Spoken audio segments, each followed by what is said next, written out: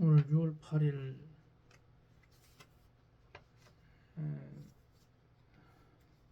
주일을 맞이하여 성경 말씀 사무엘상 19장을 가지고 19장 18절을 가지고 이 설교 말씀 올리겠습니다. 사무엘상 19장은 사무엘이 나요스에서 청년들을 가르치는 공동체를 운영했습니다. 그래서 거기서 인재들을 배출하고 그 훌륭한 그 예언자들을 배출한 이런 청년 정치학교입니다. 이 다윗도 거기서 그 몸을 피해 가지고 사울이 죽이려고 했을 때 몸을 피해서 그쪽으로 은신을 했던 그곳이 되겠습니다. 그래서 오늘은 라마나요스를 본받자 이런 제목으로 설교 말씀드리겠습니다. 여기 사무엘상 19장 18절에는 읽어보겠습니다. 다윗이 도피하여 라마로 가서 사무엘에게로 나아가서 사울이 거기에 자기에게 행한 일을 다 전하였고 다윗과 사무엘이 나요스로 가서 살았더라. 오늘날 6월 3일 선거에서 패배한 보수파 기독교 세력들 이런 사람들이 나아갈 길이 뭔가 정말 암담하기 짝이 없는 이런 상황에서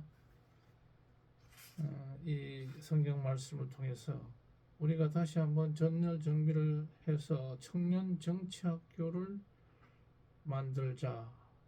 그래서 거기서 국가 100년 대계를 내다보는 그런 청년들을 의식화해서 보수의 가치, 하나님의 가치, 교회의 가치, 예수 그리스도의 가치를 실현할 수 있는 그런 인재를 키워서 우리 한국 사회를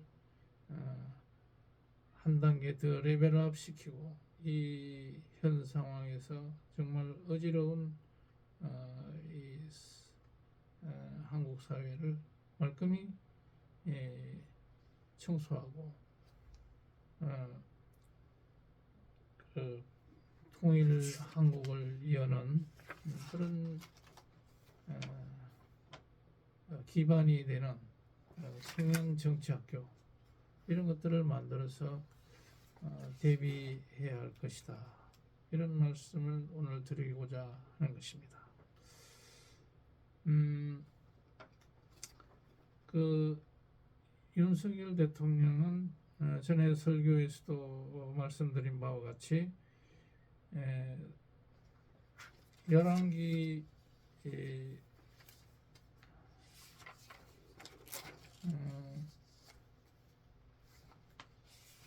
열왕기하 9장에서 나오는 그 예후의 개혁을 예후와 같은 그런 난맥상을 국가의 이런 난맥상을 해결하고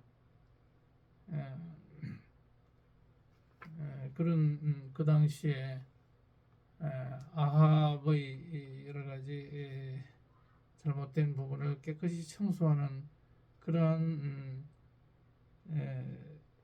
것이 예후에게 주어진 사명이었습니다. 윤석열 대통령도 그러한 사명을 띠고 문재인 대통령이 저질러 놓은 나쁜 잔재를 청소하기 위해서 국민들이 대통령으로 만들었는데 어떻게 했습니까? 잘 한 부분도 있지만은 그 시간을 많이 허비했던 것입니다.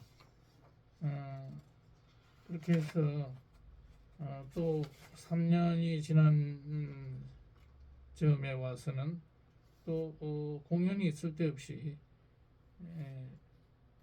그 계엄을 일으켜 가지고 이 분란을 자초하고 탄핵을 자초해서 이 예후에게 주어진 이러한 사명을 제대로 감당하지 못하고 권좌에서 내려오게 됐습니다. 그 취임 1년 동안 용산에 있는 그 국방부를 다른 데로 옮기고 그쪽으로 그 대통령 집무실을 만들고 또 한남동 사저를 단장하는데 집권 1년 동안을 소비해버렸습니다. 나머지 시간은 어떻게 했습니까? 이준석을 당대표에서 찍어내고 새로운 당대표를 선출한답시고 수많은 이 당대표 후보자들을 다 솎아내고 김기현이라는 사람을 자기 말 잘 듣게 해서 거기에 선출되게 했고 또 그 뒤에 또 총선을 맞이해서는 한동훈이라는 사람을 이 비대위원장으로 앉혀서 김기현으로 가지고는 안 되니까 한동훈을 앉혀서 거기까지는 좋았습니다.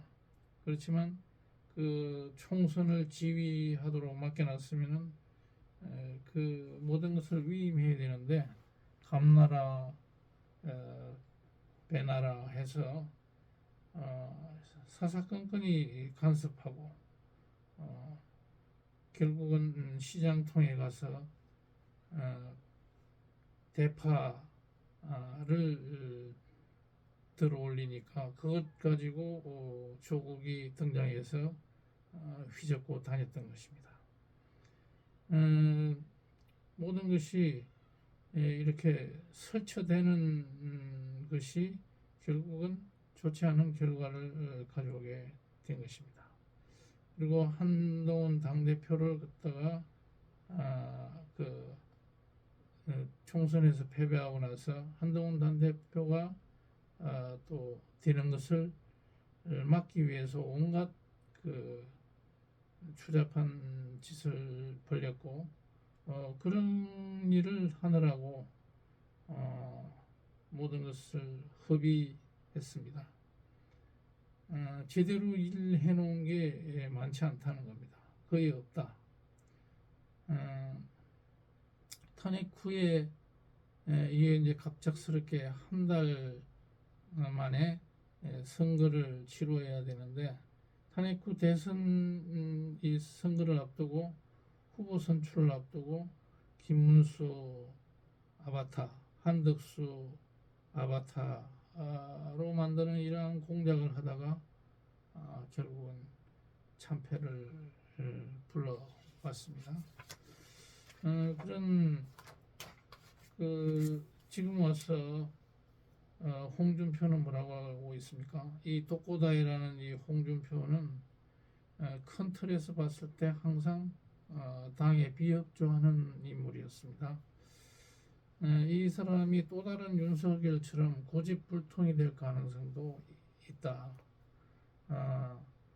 이 홍준표라는 사람은 뭐냐면은 그동안에 대구시장 하면서 윤석열 대통령하고 후보 동반으로 한남동 관저에서 회동을 자주자주 하면서 온갖 그 아부를 다 해놓고 윤석열이가 한동훈을 찍어내야 된다 하는 것을 말했을 때 한동훈을 찍어내는 건 나한테 맡겨주십시오 이렇게 하면서 온갖 아부와 짝짝꿍을 하다가 지금에 와서 패배자인 양 코스프레를 떨고 있습니다.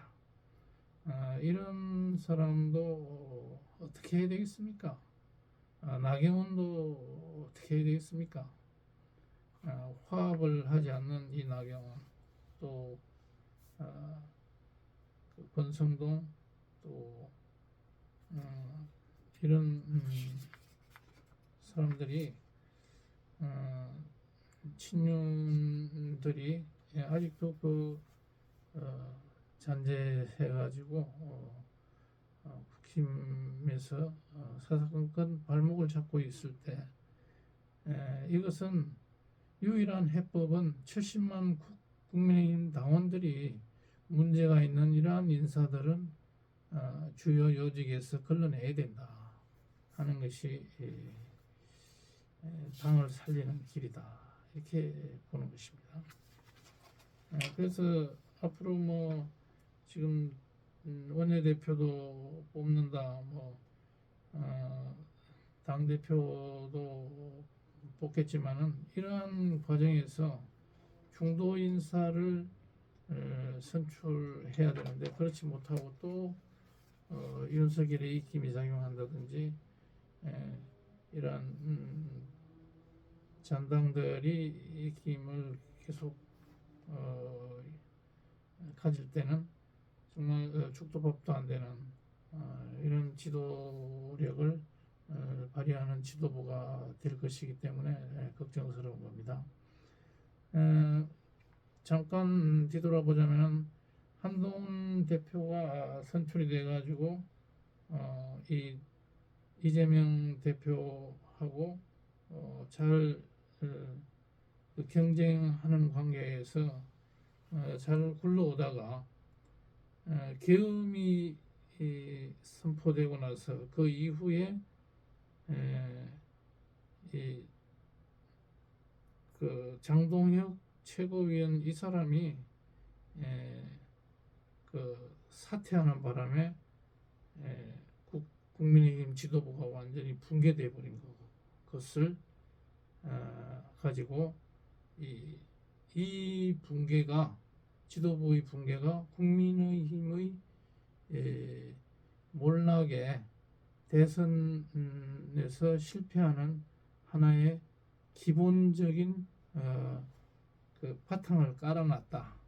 그래서 어떻게 보면은 장동혁 최고위원이라는 이 사람은 국민의힘을 무너뜨리는데 가장 큰 공을 세운 사람이다. 지도부를 무너뜨리고 또 선거도 패배한 가장 큰 책임이 있다.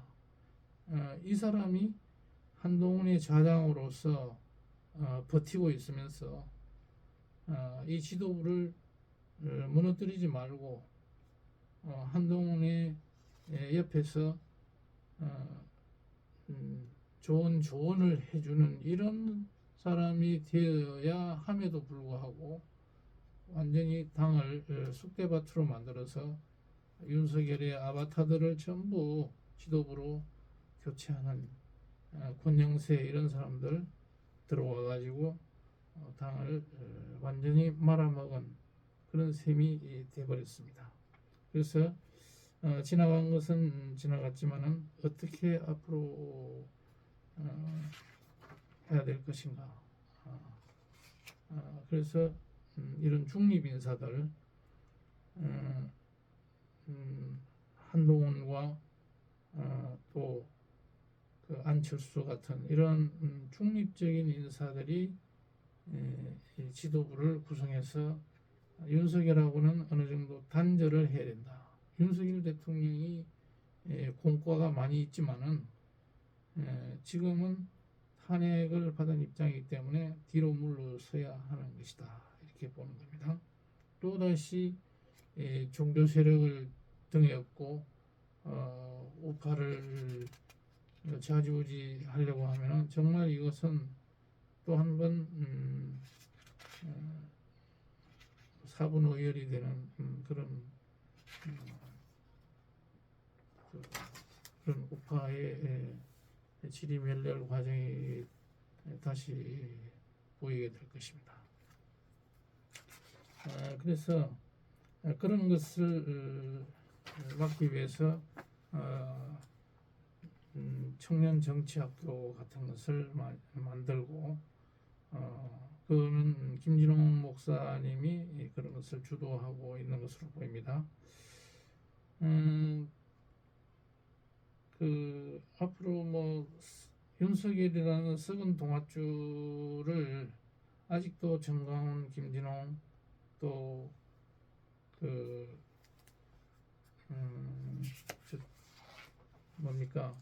세이브 코리아를 이끌었던 그런 목사님, 또 전한길, 손현보, 전한길 이런 사람들이 더 이상은 이 썩은 동아줄인 윤석열과 연계가 되면은 안 되겠다 하는 것입니다. 그런 일들을 그러니까 한겨울에 너무 윤석열을 보호하느라고 이 보수 우파들이 힘을 뺐던 겁니다. 윤상현 의원 같은 사람도 너무 그쪽으로 기울어져 가지고 선거 준비를 전혀 못하는 그런 결과를 가져왔습니다. 이재명 치하에서는 이제 이 여러 가지 면면을 보면 국정원장이라든지 국무총리 뭐 이런 사람들 또 정책기획실장인 이한주 이런 사람들 면면을 봐서는 향후 우려되는 사항이 적지 않습니다.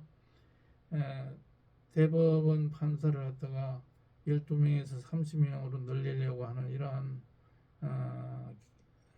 움직임은 다분히 사법부를 중립성을 훼손할 우려가 대단히 크고 우리나라의 근본을 훼손하는 이런 일이 될 수가 있다.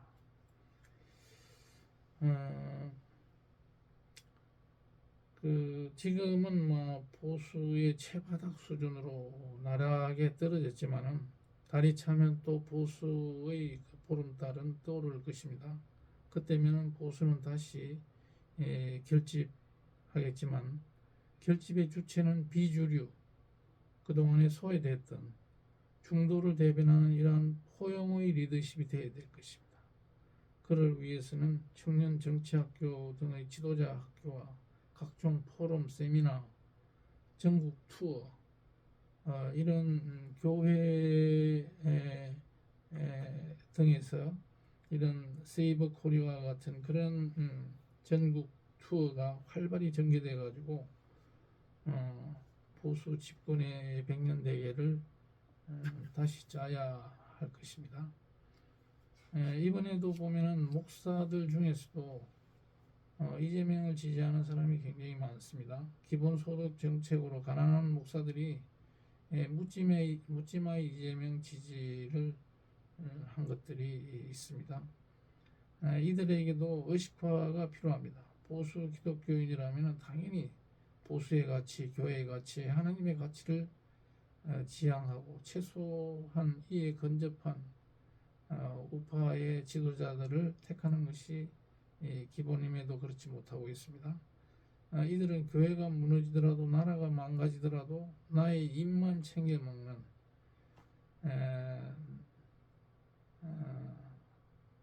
그리고 그 좌파 정권이 몰라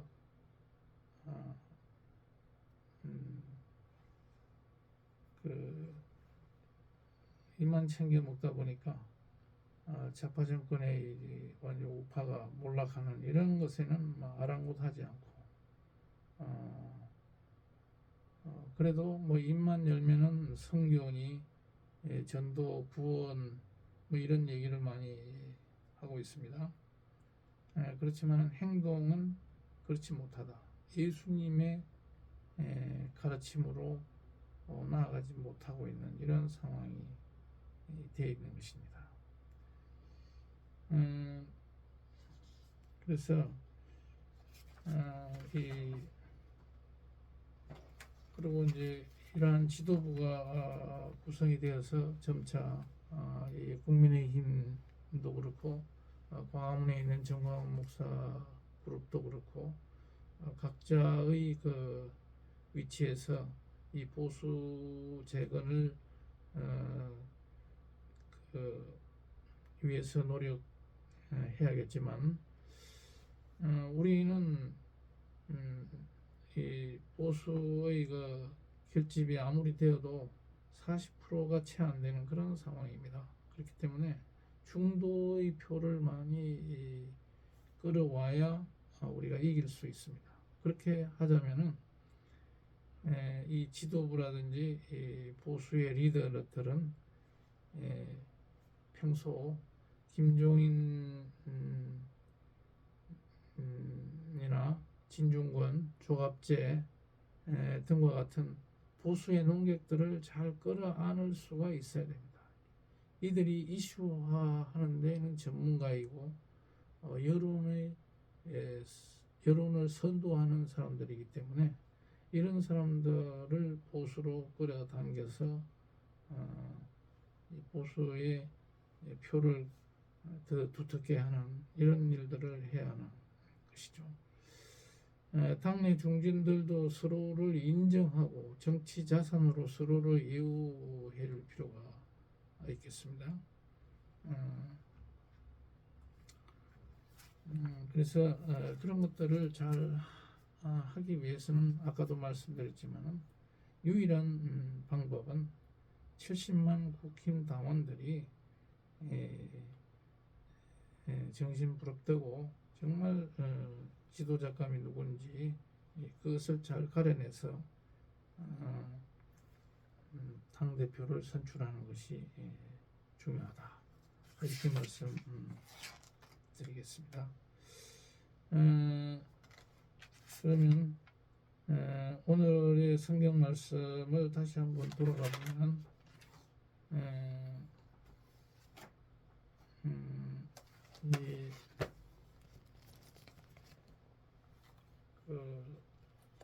사무엘이 그 오랜 동안 그 사사로서 이스라엘의 어떤 지도자로 초대 왕은 되고 싶지 않다 하면서 중요한 역할을 했습니다.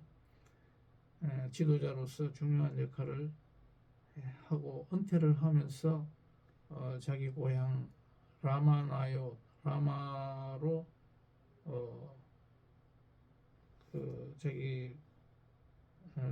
가서 이 청년들을 또 후계자들을 양성하는데 진력을 했습니다. 우리 그 보수 우파 지도자들도 이렇게 해야 되겠고 또 각 교회마다 청년들을